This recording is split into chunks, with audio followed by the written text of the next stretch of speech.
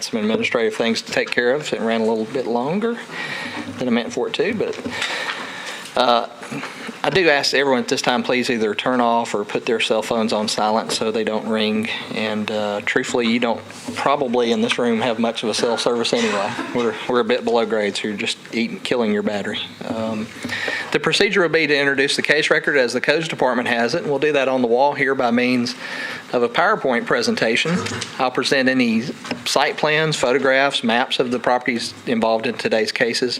We'll also present any letters that we've received in support or opposition to a case, as well as any correspondence from other Metro agencies. At the conclusion of my presentation, the applicants will come forward to the table, along with any persons in support. And then after the applicant speaks, if there's opposition present, the opposition will then come up. And then once the opposition's done speaking, the applicant will have a period for rebuttal.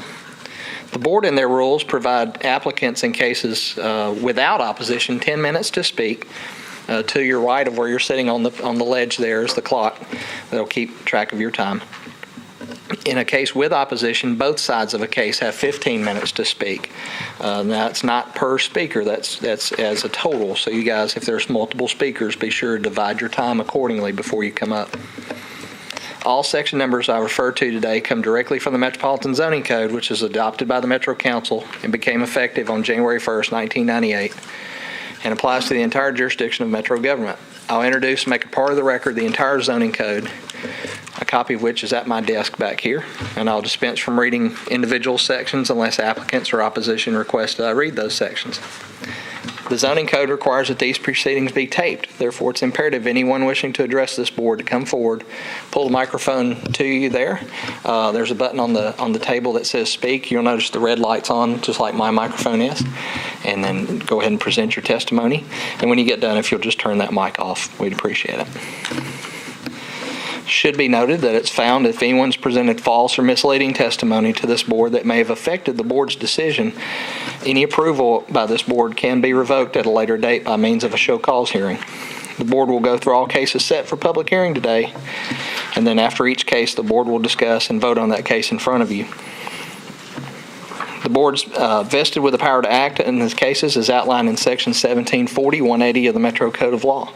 The code requires that 4 members of the 7-member board be present to constitute a quorum. I have 6 members present today. You need 4 of these 6 members' votes.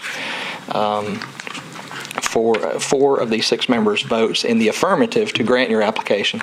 If in the event that we have a tie vote, honestly, the only option we have there would be 3-4 and 3 against. Your case will stay on our agenda for the next 30 days.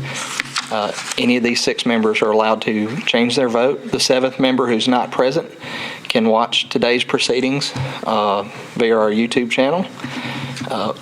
He'll also be able to review the paper record in today's case and then become eligible to vote at that next meeting.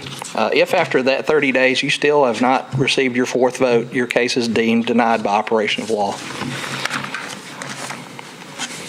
Any applicant or aggrieved property owner may request a rehearing within 60 days of today's public hearing. Further, any applicant or aggrieved property owner may appeal this board's decision to Chancery or Circuit Court within the same 60-day period, but once 60 days has elapsed, this board's decision is final, and no further action may be taken.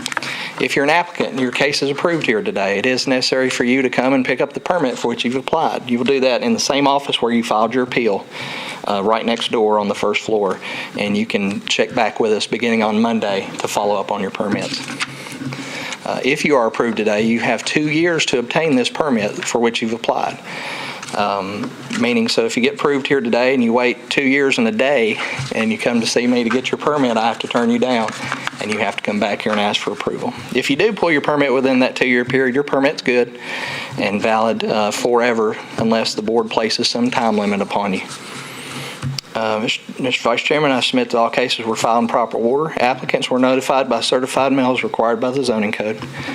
A legal ad was published in the Tennessean, and all affected property owners within 300 feet were notified by first-class mail. And before I begin today, are there any elected officials who wish to address the board present? Okay, Mr. Chairman, I see none. Preliminary announcements. Actually, I have none for you today, which is unusual. I usually have something. I have nothing.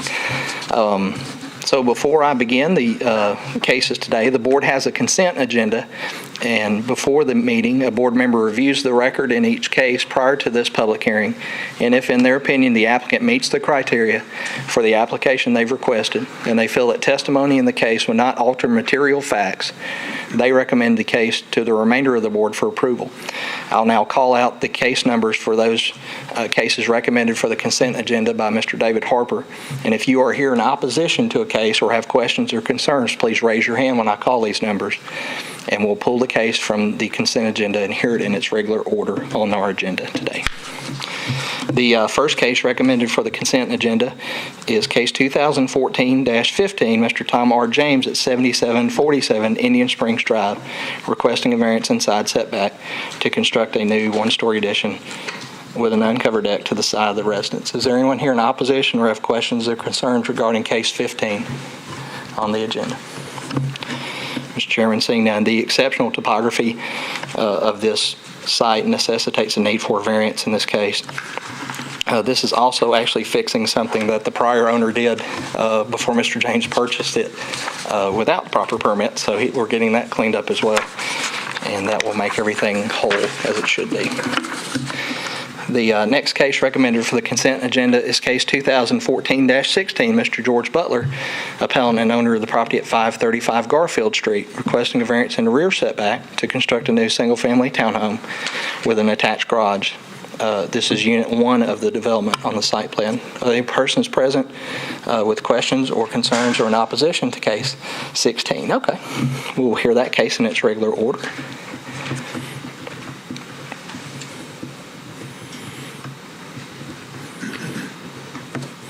I do like to have the opportunity. Have you all spoken between the applicant? The applicant's present for case 16. Good. That gentleman in the back, if you guys want to get together while I finish these others and discuss any issues that you might have.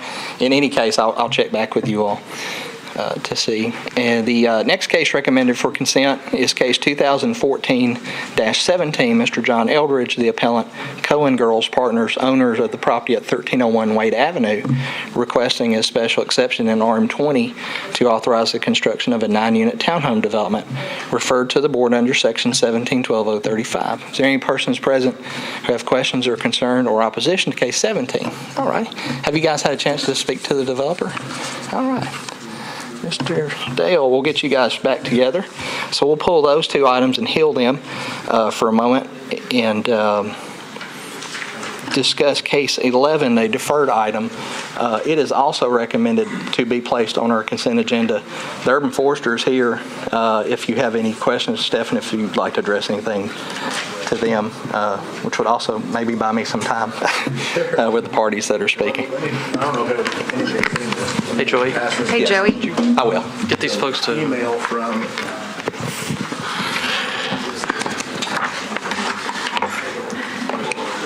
you all have an email from Corey Short, who is the developer for Evergreen at Worthen. Got this on Tuesday, and if you'll notice, if he does everything that email claims, then he would be in compliance as his sentence number 4 implies. But please read that, and if you have any questions, please ask. Well, we appreciate you working with the applicant and trying to come up with a resolution. It sounds like basically the applicant's just going to comply with the law. And that's what the email implies, yes. But once again, I know we spent a lot of time on this particular case since the last meeting, and I know you probably had some conversation with the applicant. I have indeed. And what was it after the meeting? What was your kind of follow-up? Well, initially there was we were still a ways away from. But did you meet with him? You met with him in person? Met with him on site, yes, the day after our last meeting. Wonderful. So I guess the question I have is if he does these things and he's in compliance with the plan that you proposed, but he still needs a variance. I guess if he's in compliance. If he's in compliance, then he wouldn't need a variance at all, and I think that's what his sentence number 4 implies. So I guess the question is why are we voting on anything on a consent agenda, and do we? That's a great question. By ordinance, David misspoke a little bit. It does not fully comply with the code.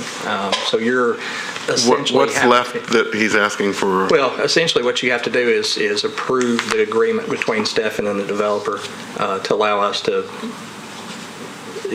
adopt the final UNO on the project. It's not fully in compliance. Do you know what part is not in compliance?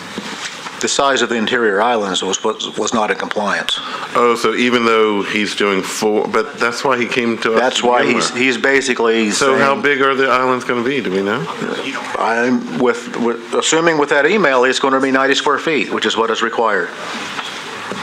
That's what I'm taking from that email. Joey, if it's 90 square feet, what's left to get a variance on? If it's fully in compliance, we'll just withdraw the case. So you guys. Okay, well, so I'm confused. I don't know if this is 90 square feet or not, and it's unclear by just reading his email, although the email does talk about modify the 4 islands that were non-compliant. So what do we think?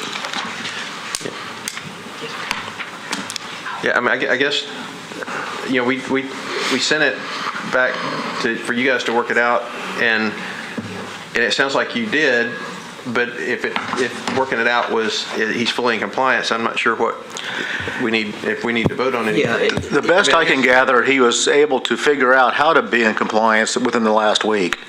I'm not sure how, but he thinks he can be in compliance now with the ordinance. And I'm fine. As far as us, we'll just withdraw it. And if he's not, and we get out there and he does the work and he's short, we'll just bring him back here. Yeah, I mean, I don't mind it. That's fine.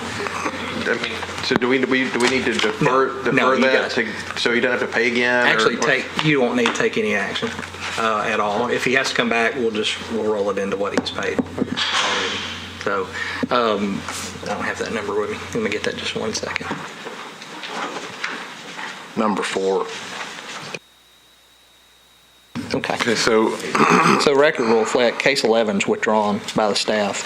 okay, so that leaves 1 on the consent agenda? It leaves one item. I actually spoke with the opposition that was here for case 17, and they are, after having a chance to look at it, they're fine with it, and they recommend putting 17 back on consent. Great. So 15 and 17 was what I would need action on. And Joey, I think on 17, the Planning Commission had made recommendations or conditions for recommendation. Is that part of the? They had recommended issues too. David, I let David speak on to. I didn't think the conditions were necessary. I mean, I think they're okay as recommendations, but I don't think they're necessary to meet our criteria. I mean, if you'd like to, amend the motion. Yeah, I thought they were thoughtful, and I don't know if they would happen without it, but. If we're talking about K-17, I'm going to have to abstain. I have a conflict, so I won't be participating in that. I'll make sure the record reflects that, Cindy. So which one is the one with the The planning commission? I'm getting my streets mixed up. It's it's case 17 had recommended. Was there anything in particular, David, that you wanted for all 3 of them? Yeah, I mean, I don't understand the third one. That seems to be specific to a neighbor of somebody saying something to the planning commission. I'm not comfortable with 3 as a condition. I mean, I do like, I mean, 1 and, I mean, 2 is a design thing. I think that has to do with their interpretation of how it fits in the neighborhood. I would certainly recommend that to the folks, but not put it as a requirement. But I thought the first one was certainly, okay. The retention pond I thought was valid enough to say, yeah, they. All right, so Joey, unless I don't think we have to do it as an amendment or anything. I just think that we'll say that 17 is on the consent with condition number 1 from the planning department, the detention area at the corner of Wade Avenue and 14th Avenue South shall be designed to enhance the development and pedestrian experience. And David, before y'all make a motion, can I add, I just spoke to the applicant. They are actually going to incorporate issue 1 into their site plan too, so they're in agreement with it as well. So there you go. Anything else? Sure, So I'm sorry, Joey. That's okay. Case 16 is still talking, so we're going to give them time. Your consent will be case 15, hardship topography, and case 17, incorporating recommendation 1 of the Planning Commission staff report. Would be your motion to. Well, so, was there a second? Yes, I'll second it. Okay, so as part of the discussion, once we vote on this, we would be ready for case 16 then. I don't know how much time they need. We'll put up the test pattern on channel 3. Yeah. Yeah, we'll go into hold mode for a few moments so I can talk with them. Okay.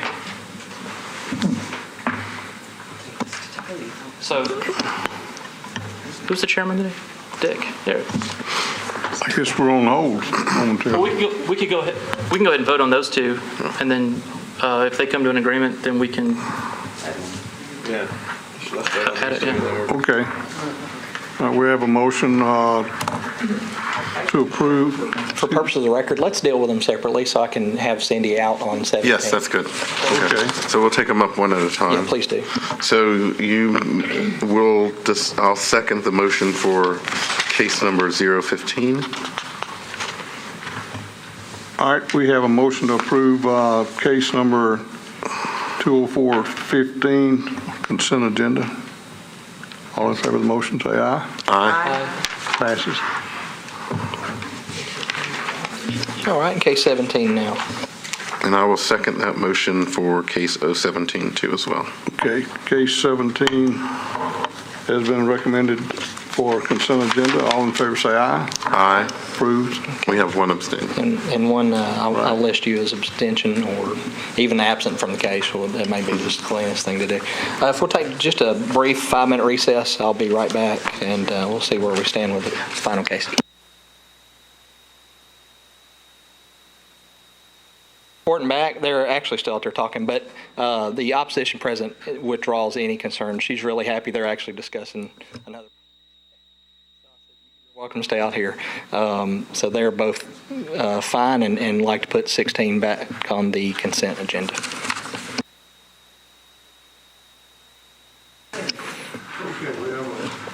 Microphones, please. That's case number. Second.